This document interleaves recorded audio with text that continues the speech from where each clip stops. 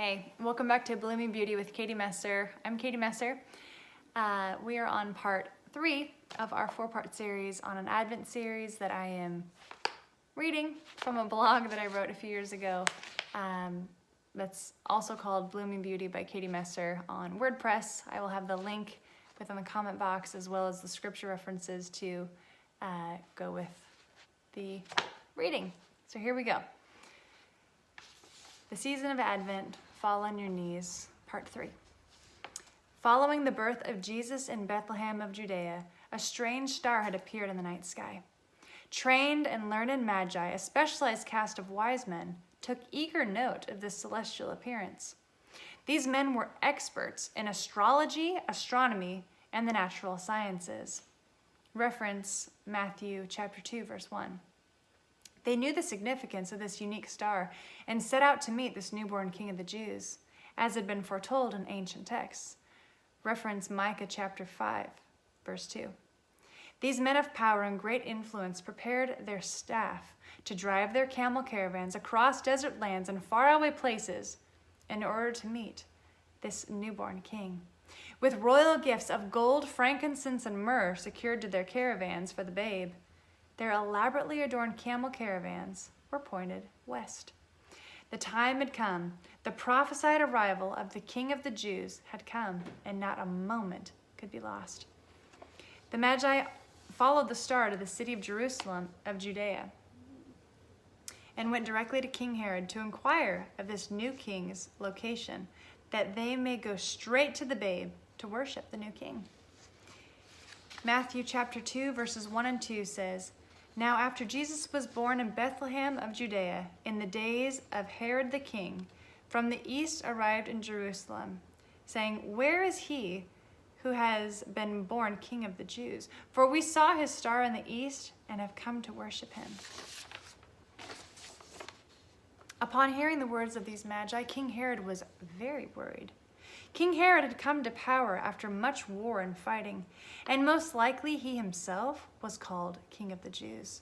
Thus, to hear of an inquiry of a newborn king with the same title demanded immediate attention and ultimate termination of any potential threat to his throne over Judea. The whole land of Jerusalem was buzzing with the news of the Magi. To maintain his royal status and place over his people, King Herod ordered an assembly of all the head priests and teachers of the law in order to learn more of this prophetic birth of the Messiah, the Christ, announced through the dawning of a distant star.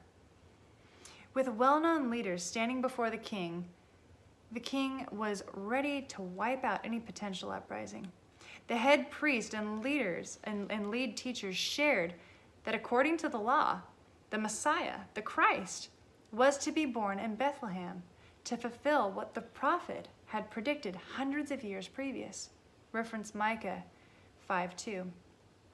The priests and teachers then read the prophecy to the king. Reference Matthew chapter 2, verse 3 through 5.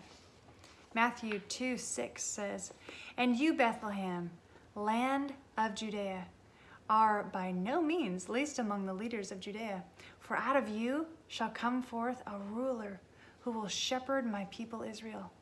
King Herod called a secret meeting with the Magi to glean from their expertise of the night sky. He inquired of the exact date that they first noticed the star.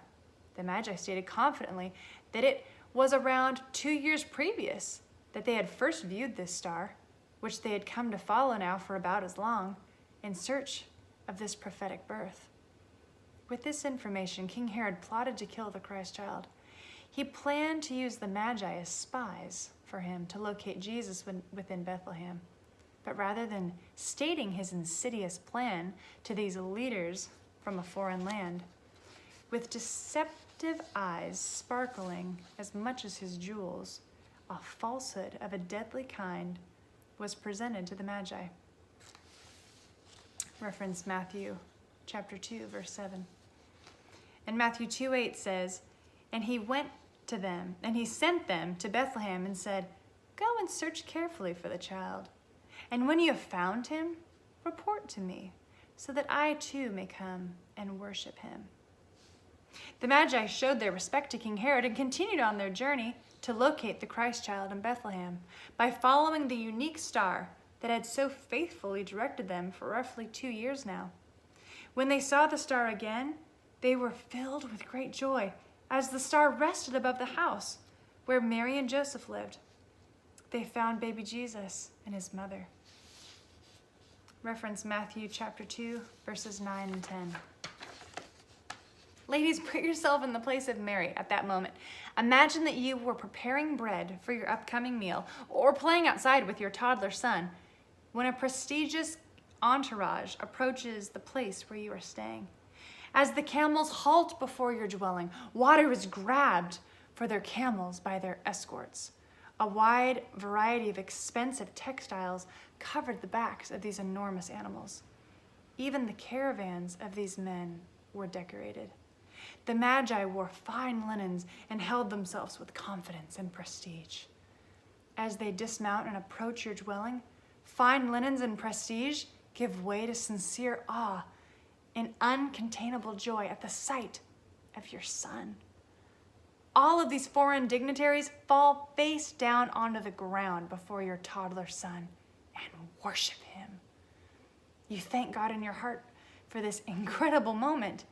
These Magi were yet another declaration from strangers that Jesus is the Messiah, the Christ. The Magi then presented their precious gifts of gold, frankincense, and myrrh to the toddler king, who is Jesus, the Christ, the prophesied Messiah. Reference Matthew chapter 2, verse 11. Matthew 2:12 says, "And having been warned by God in a dream not to return to Herod, the Magi left for their own country by another way." So that's the end of 3. Join us for 4 in the next vlog. And again, remember, bloom where you're planted. God can use you exactly where you are for exactly the purpose that he has in store. Call upon him today and be saved.